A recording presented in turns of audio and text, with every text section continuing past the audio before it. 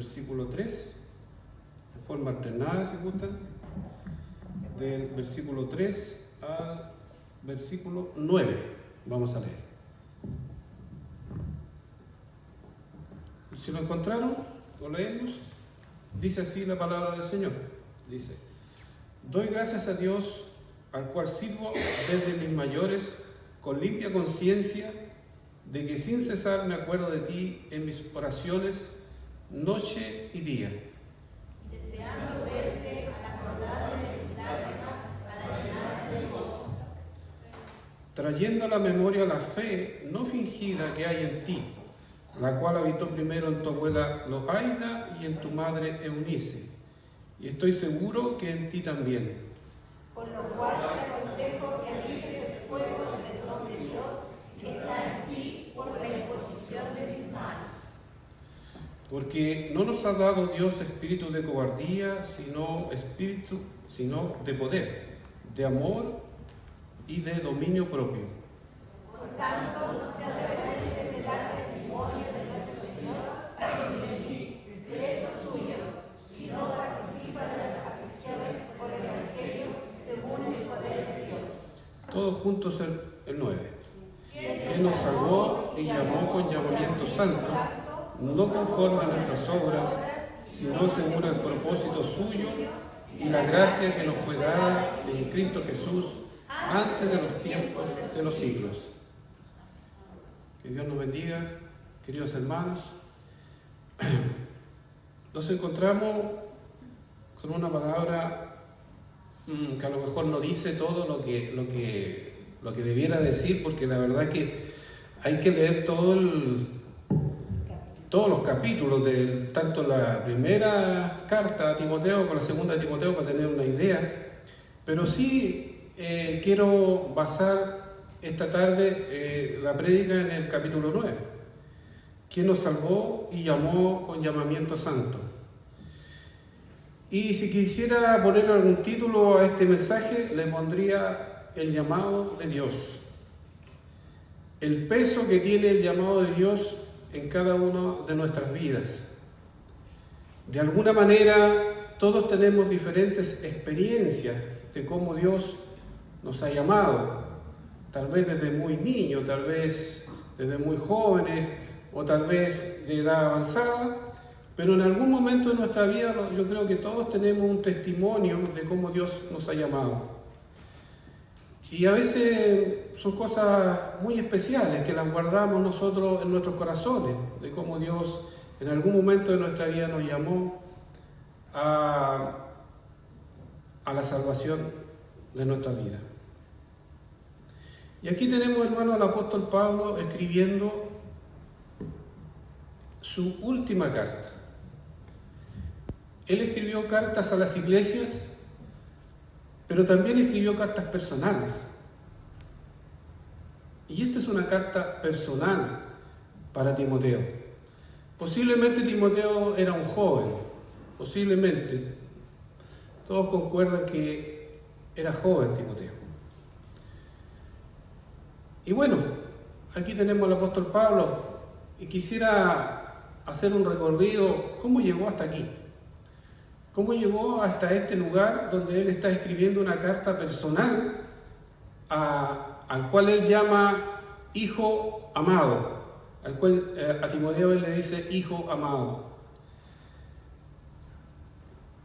El apóstol Pablo desde niño fue criado muy bien. Él tenía dos nacionalidades. Era de origen judío, pero también tenía la nacionalidad romana, ya que había nacido en una ciudad que pertenecía a Roma y por lo tanto él podía tener esa facultad de tener dos nacionalidades. Y se crió en una familia de fariseos muy apegados a las reglas, muy apegados a las leyes de Moisés, lo cual tuvo la posibilidad que no muchos tenían de estudiar en una escuela tan importante como era la escuela de Jerusalén, donde estaba ahí uno de los grandes de ese tiempo, rabino, Gamaliel. Entonces, a Pablo desde niño le inculcaron las leyes, escritas en su corazón profundamente. Y esa fue la crianza del apóstol Pablo, una crianza muy buena. Dicen algunos que él estaba proyectándose a ser parte del Sanedrín algún día. Y para llegar a ser parte del Sanedrín tenía que ser una persona muy estudiosa, una persona que tuviera un muy buen testimonio y que tuviera también mucho dinero. Y no todos llegaban a eso. Pero Pablo dice que piensan que él se postulaba en algún momento llegar a eso. Y tal vez también sus padres lo postulaban como un gran cargo. Apegado a esas leyes, aparece en medio de la historia, aparece Jesucristo predicando este mensaje que venía como hijo de Dios. Y este mensaje atentaba contra los estudios de Pablo, atentaba directamente contra la base de su religión, contra la base de sus creencias, las cuales eran pero extremadamente profundas. Para dar una idea más o menos de qué profundidad que llegan muchas veces estas leyes cuando uno es niño, yo muchas veces traslado gente de un lado para otro y a veces mucha gente que pasa por estas animitas y se persina. Entonces, en algún momento, a lo mejor a su papá, a su mamá o a algún tío, algún familiar le enseñó eso y quedó tan grabado que puede tener 50, 60, 70 años y lo hace porque quedó grabado en su corazón. Y para sacar eso de su corazón no es fácil. O sea, usted podría tener muchos argumentos para sacarle eso de su corazón, pero no es fácil porque está arraigado desde su niñez. Entonces el apóstol Pablo tenía arraigado las escrituras en su corazón, arraigado profundamente. Entonces cuando aparece esta nueva doctrina que le decían a los cristianos los del camino, los seguidores de Jesús, es la verdad que fue contra todo lo que él había aprendido.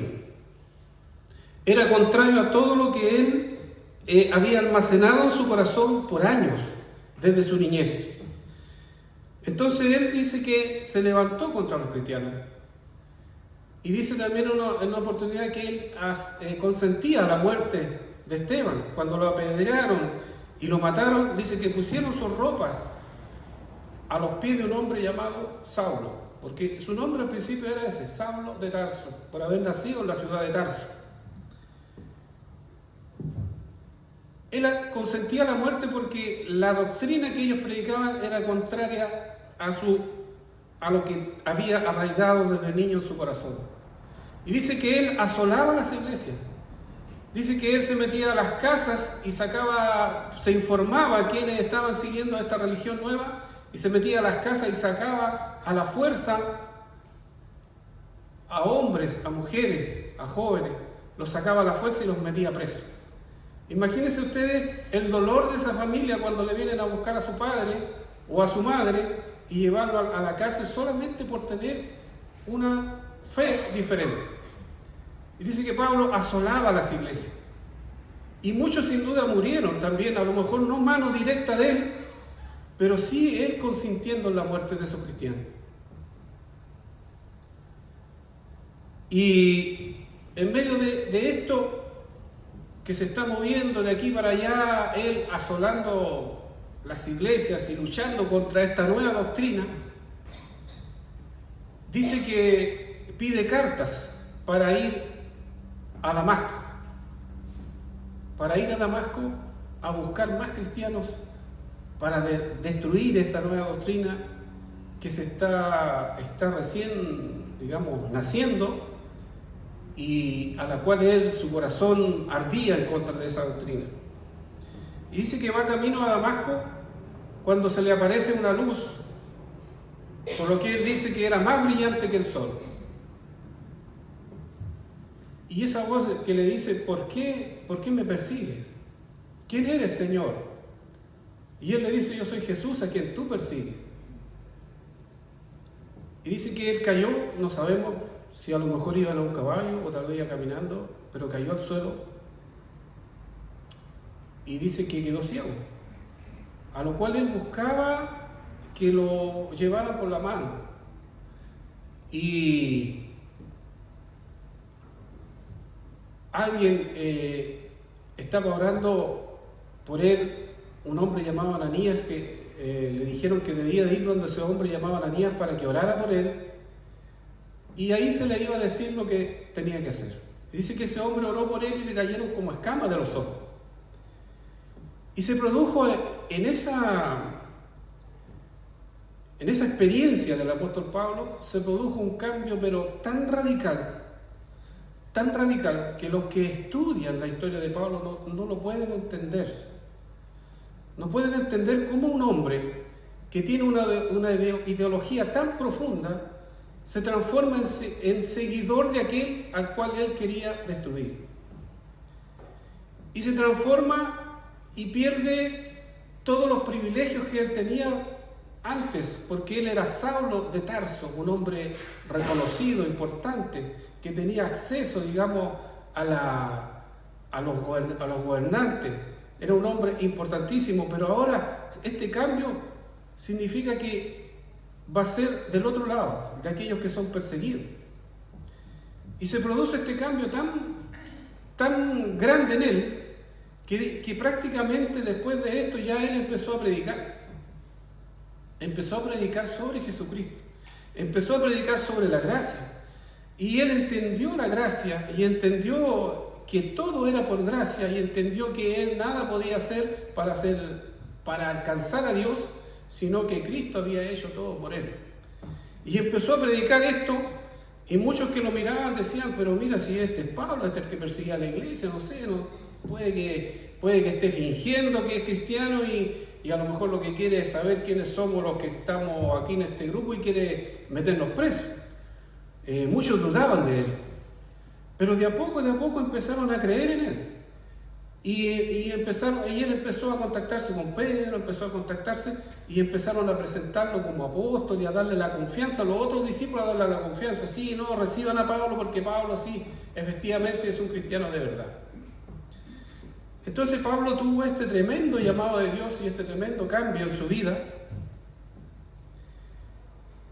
Y cambió su vida de ser un hombre muy respetado, muy importante, a transformarse en un hombre perseguido, un hombre odiado, un hombre que no lo entendían, un hombre que lo consideraban dudoso, si era o no era.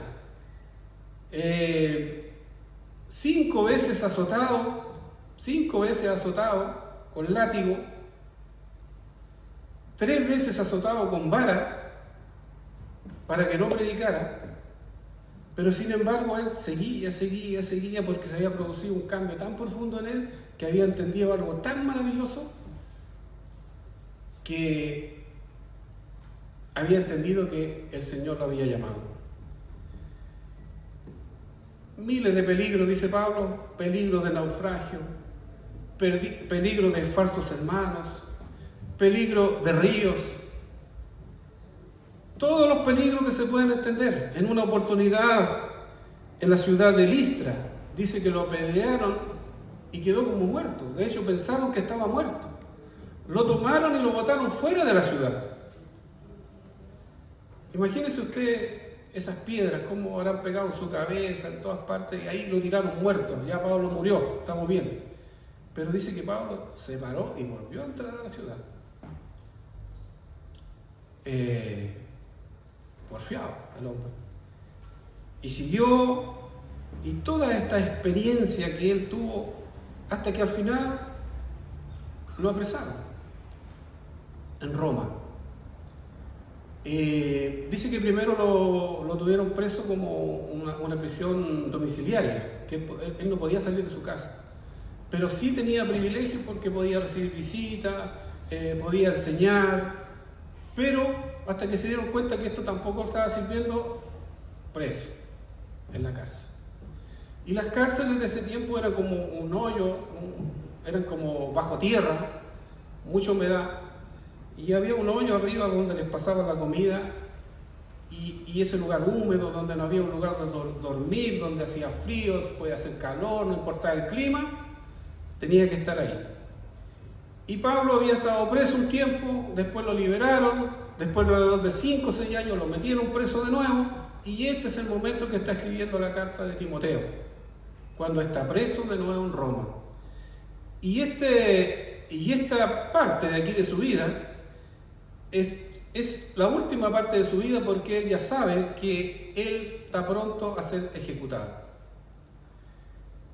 Y escribe su última carta a Timoteo, un joven que también lo conoció en la ciudad de Listra.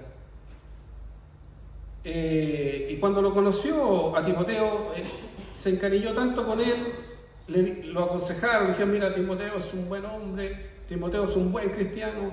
Aparte que Pablo dice tu fe, que no es fingida, que tu fe viene de tu madre, dice, y de tu abuela. Y aquí viene también cuando a través de los familiares, a través de los abuelitos, a través de los padres, a través de alguien se transmite esa fe. Y esa es la fe que tenía Timoteo, una fe que le había transmitido su abuelita y le había transmitido su madre. Y Pablo lo resaltaba. Yo sé que tu fe no es fingida, porque yo sé que la fe de tu abuelita era verdadera y sé que la fe de tu madre también era verdadera, entonces yo sé que tu fe también es verdadera. Entonces, Pablo se encariñó con Timoteo y lo acompañó a muchos viajes que él hizo, lo acompañó. Pero hubo un momento en que tuvieron que separarse. Dicen que es muy posible que se separaron en el momento que a Pablo lo apresaron. Por eso que aquí dice que él se acuerda de sus lágrimas, porque dice que Timoteo lloró cuando lo apresaron y se tuvo que alejar. Y Timoteo estaba en Efeso en este momento, y allá es donde él era guía de la iglesia. Y todas las cosas que le dice Pablo aquí en esta carta, por lo menos en la segunda carta, cuando él ya está a punto a morir. De hecho, al final le dice: ven, Timoteo, a verme antes del invierno, porque él sabe que tal vez en el invierno él va a morir, lo van a ejecutar. Según la historia, dice que Pablo fue ejecutado, porque ese era el castigo que se le daba a los ciudadanos romanos. Ese era el castigo. ¿Cómo se llama? Le cortaban su cabeza, decapitado. Entonces, cuando Pablo está con todo esto, no pierde nunca la pasión de su llamado. Y en el versículo 9 le dice: ¿quién nos salvó y llamó con llamamiento santo? No conforme a nuestras obras. Siempre Pablo recalcaba eso: no conforme a nuestras obras, sino según el propósito suyo, la gracia que nos fue dada en Cristo Jesús antes de los tiempos de los siglos. Es interesante saber, hermanos, que cada uno de nosotros, cuando el Señor nos llamó, no nos llamó conforme a nuestras obras, pero ningún punto. Al contrario, tal vez nuestras obras eran muy malas, pero sin embargo Él nos llamó porque nos había escogido desde antes. Y eso Pablo lo tiene muy claro. Y le da instrucciones a Timoteo. Le dice que él, alrededor de 25 veces, dice que le da que sea valiente. Es muy posible, analizando las cartas, de que Timoteo fuera un poco tímido. También era enfermizo. También dice que sufría de su estómago. Producto de, a lo mejor muchos no sufrían del estómago, porque las aguas de ese tiempo dice que eran muy malas, mucha contaminación. Y dar a entender de que Timoteo sufría de eso, del agua. Por eso Pablo le recomienda tomar un poquito de vino, porque el agua era muy mala, y a él, por lo menos, Timoteo le hacía mal. Aparentemente Timoteo a veces se enfriaba también. Por eso Pablo le dice: aviva el don que hay en ti. Y por eso Pablo le está siempre, o por lo menos en esta carta, le está fortaleciendo, le está diciendo: sigue adelante, sufre penalidades, predica la palabra, Estudia la palabra, le dice a Timoteo. Ten cuidado de ti mismo. Ten cuidado de los falsos hermanos. Ten cuidado cómo tratas a los demás. Ten cuidado cómo tratas a las mujeres.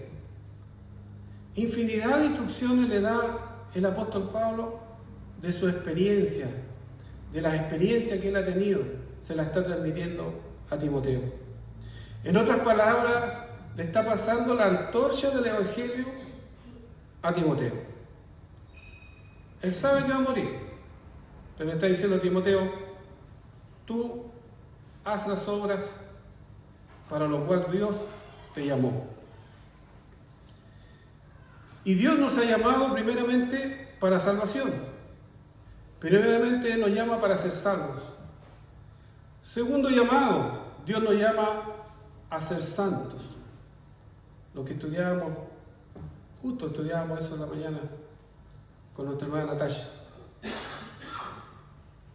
Nos llamamos también a ser santos. Y el tercer llamado de Dios es el llamado a servir. Salvación, santidad y servir. Ese es el llamado completo de Dios. Eso es lo que podemos extraer de la carta del apóstol Pablo a Timoteo. Y eso es lo que él está dando a Timoteo una gran responsabilidad. Muchas veces cuando uno se mete a las redes sociales, se vende un falso evangelio. Yo digo, qué diferente es el evangelio de Pablo, qué diferente es el evangelio que uno escucha en las redes sociales. Qué diferente. En las redes sociales a los jóvenes les dicen, vengan acá porque acá van a lograr todos sus sueños. Vengan acá porque aquí van a tener dinero, van a prosperar, infinidad de cosas. En cambio, el apóstol Pablo les habla de sufrimiento, le habla de dolor, le habla de esfuerzo, le habla que no debe enfriarse, le habla que muchas veces lo van a traicionar. Esa es la verdad, ese es el verdadero evangelio. Es un evangelio de sufrimiento. Y yo uso una palabra que cuesta un poco entenderla porque le dice, esfuérzate en la gracia, le dice, esfuérzate en la gracia. Y ese es el verdadero evangelio. Ese evangelio que se vende hoy en día en las redes sociales es un evangelio extremadamente falso, de tal manera que oculta a la verdad de Jesucristo. ¿Y qué es lo que me lleva en conclusión este mensaje? Yo estoy observando, hermano, esta iglesia y estoy viendo que se está produciendo un cambio generacional acá en esta iglesia. Siento que hay muchos jóvenes, veo jóvenes en estos momentos que tienen interés en servir, que tienen interés en estar, porque hay una generación que se está yendo. Hay una generación acá que se está despidiendo ya de este mundo de alguna manera. Y viene esta generación nueva. Y esta generación nueva nosotros no le podemos decir que este es un evangelio fácil. No le podemos decir que soportar los pilares de lo que significa mantenerse en la iglesia es fácil. No es fácil, es difícil. Muchas veces a lo mejor se van a sentir que nadie lo entiende. Pero pelea la buena batalla. Pelea la buena batalla de la fe a los jóvenes, los que vienen de atrás con la fuerza. Así como lo hicieron los antiguos, que mantuvieron la fe. Que de repente se va la gente, que llega gente, pero tú permaneces en la fe. Como le dice Pablo a Timoteo, sé valiente para enfrentar. No porque no me saludaron, no porque no me dieron trabajo, no porque no me anotaron allá, no porque por eso entonces yo me voy. No, eso no tiene ningún sentido. Yo lo he vivido y me he ido muchas veces. pero eso no tiene sentido. No está enfocada mi fe en Jesucristo. Porque sí, como seres humanos, a lo mejor de repente nos vamos a dañar unos a otros. Pero sigan adelante jóvenes, porque el llamamiento de Dios es un llamamiento santo, como dice el apóstol Pablo. Y ahora que se ve esto acá en esta iglesia, se ve que viene una generación nueva, este mensaje es para esa generación y también para la generación antigua, del cual gracias a ellos hay jóvenes, gracias a esa generación que mantuvo la fe, que mantuvo la fuerza en el Señor. Así que yo les invito, hermanos, así como para terminar, les invito, como el apóstol Pablo dice, que está orando por Timoteo día y noche. Día y noche. Tal vez el apóstol Pablo ahí algo veía la luz y decía, bueno, hoy día está de día, ya está oscuro, está de noche. Pero siempre estaba orando por Timoteo. Y yo les invito a los hermanos que somos un poquito más de edad a orar por estos jóvenes que están acá en la iglesia. Que no importa que sea uno, que sean dos, que sean tres, eso no importa en realidad. Lo que debemos nosotros es orar por ellos, porque ellos van a tomar la antorcha del Evangelio de esta ciudad, de esta iglesia, y van a hacer frente a muchas cosas que tal vez puedan ser muy difíciles, pero esfuércense y sean valientes. Y como dice el apóstol Pablo, les invito a esforzarse en la gracia. Que Dios nos bendiga. Oremos. Amado Dios, te damos gracias por esta palabra, Señor, que tú nos has dado. Te pido, Señor, en este momento por todos estos jóvenes que hay aquí presentes. Me gozo, Señor, al ver los que trabajan. Me gozo de que hay interés, de que hay estudios, Señor, de tu palabra en ellos. Y hay una fe no fingida. Una fe que ha sido tal vez transmitida a través de sus padres, sus abuelos. Te pido por ellos, Señor, y que nos ayudes a nosotros que tenemos un poco más de edad para entenderlo, para comprenderlo, para apoyarlos y fortalecerlos, para que tomen esta antorcha, Señor, del Evangelio. Te lo pedimos todo en el nombre de Jesucristo. Amén.